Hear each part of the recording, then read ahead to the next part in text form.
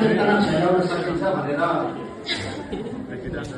यहाँहरूले मलाई निमन्त्रणा गर्नुभयो। यहाँहरूका रचना सुन्ने अवसर प्राप्त भयो।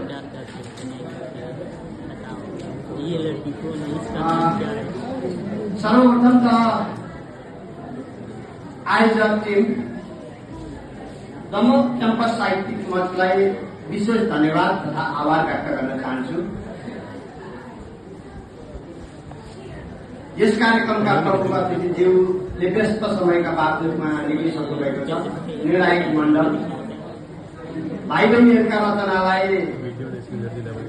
सबै रचनाहरू उत्कृष्ट छन्।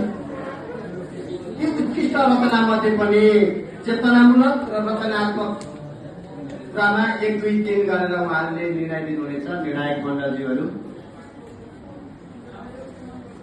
सङ्घ संगठन क्याम्पसभित्र रहेर सेवा प्रदान गरिरहनुहुने तमाम तपाईँ नेतृत्वगणहरू र यो क्याम्पसलाई, यो राष्ट्रलाई र आफूलाई सबैभन्दा पहिला परिवर्तन गर्न मेरो जिम्मेवारी म पुरा गर्छु। परिवर्तन आफूबाट सुरु गरौँ भनेर क्याम्पसमा अध्ययनरत भाइ बहिनीहरू पछाडि थोरै हल्ला छ, यहाँहरूलाई सम्मान छ।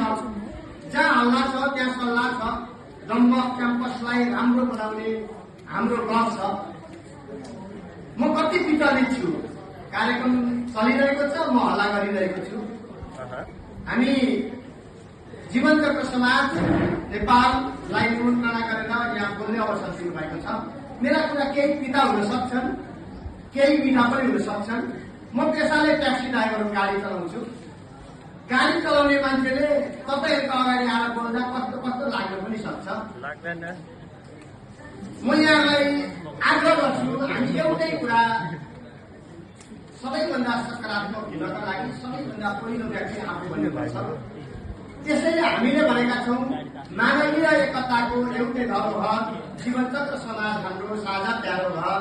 मानवले मानव भए बाँच्न सिकाउँछ, संसारलाई सफा सुन्दर पार्न सिकाउँछ। दुर्घटना र जैविक प्रकोपबाट बचाउँदै, रक्तदान महादान तत्व फुटाउँदै, कर्मयोगी धर्मयोगी बन्न सिकाउने, मानिसको जीवनलाई सही मार्ग हिँडाउने विश्व मानव समाजको एउटै धरोहर।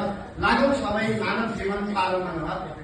अहिले तपाईँहरू पढ्दै हुनुहुन्छ, कर्मयोगी धर्मयोगी तपाईँहरूको पढ्न भनेको पढ्ने छ।